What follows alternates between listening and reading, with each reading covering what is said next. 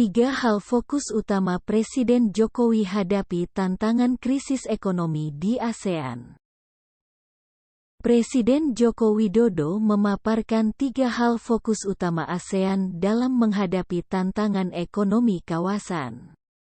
Hal tersebut disampaikannya saat berbicara pada ASEAN Global Dialogue kedua. Post-COVID-19 Comprehensive Recovery di Hotel Soha, Phnom Penh, Minggu, tanggal 13 November tahun 2022.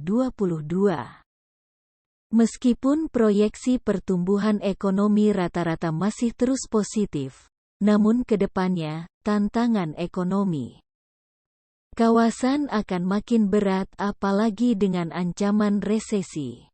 Untuk itu, saya ingin fokus pada tiga hal. Hal pertama adalah penguatan fiskal negara ASEAN. Presiden Jokowi mendorong agar ruang fiskal harus diciptakan demi stabilitas keuangan.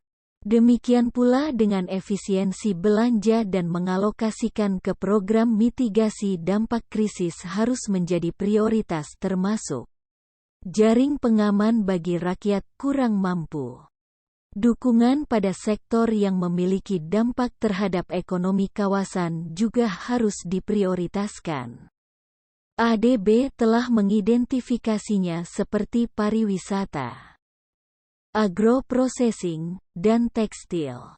Sektor-sektor ini penting karena melibatkan UMKM yang wakili 90% dunia usaha ASEAN.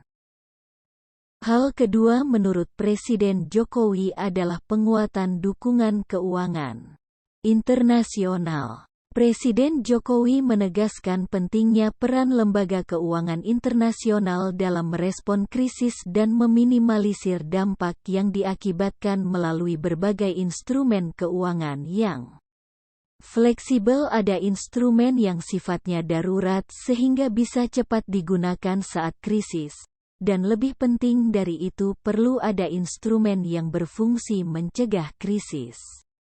Dukungan ini penting bagi ASEAN. Untuk antisipasi memburuknya krisis ke depan, salah satunya dengan perkuat infrastruktur keuangan di kawasan, termasuk sinergi kebijakan finansial. Hal ketiga yang disampaikan Presiden Jokowi yaitu perdagangan dunia harus diatur dengan mempertimbangkan hak pembangunan negara berkembang. Presiden Jokowi menyoroti kesulitan yang dialami negara berkembang saat ingin melakukan hilirisasi.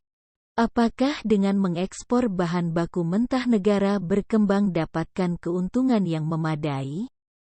Jawabannya tidak. Untuk itu, negara berkembang terus memperjuangkan hak untuk hilirisasi. Di akhir pengantarnya, Presiden Jokowi kembali menegaskan pentingnya berkolaborasi erat dan bekerja sama untuk menghadapi krisis yang terjadi saat ini. Turut hadir mendampingi Presiden Jokowi dalam dialog tersebut yaitu Menteri Koordinator Bidang Perekonomian Airlangga Hartarto dan Menteri Luar Negeri Retno Marsudi. Gerak Nusantara melaporkan.